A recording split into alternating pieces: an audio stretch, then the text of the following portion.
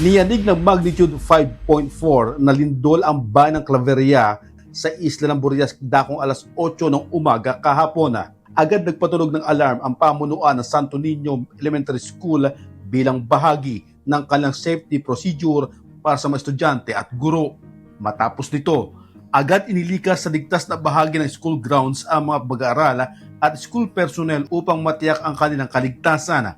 Pagkatapos nito ay inspeksyon ng pamunuan ng eskwelahan ng mga gusali at classroom kung may pinsalang idinulot ang pagyanig. Sa inisyal na pagtataya, may ilang silid-aralan ang nakita ang nagkaroon ng bitak sa mga dingding.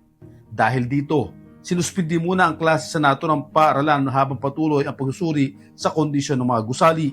Samantala, naramdaman rin ang pagyanig sa ilang parte ng Romblon, gaya ng San Fernando, kung saan 49 na mga estudyante ang dinala sa Rural Health Unit matapos na makaramdam ng pagkahilo.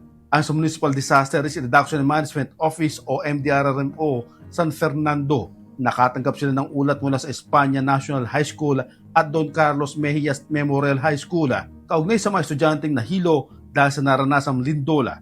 Nasa maayos naman ang kalagayan ng mga mag-aaral matapos ang insidente. Patuloy naman ang isinasagawang monitoring ng mga lokal na otoridad sa mga apektadong lugar upang matiyak ang kaligtasan ng publiko matapos ang lindola. Jerry Galicia, UNTV News and Rescue.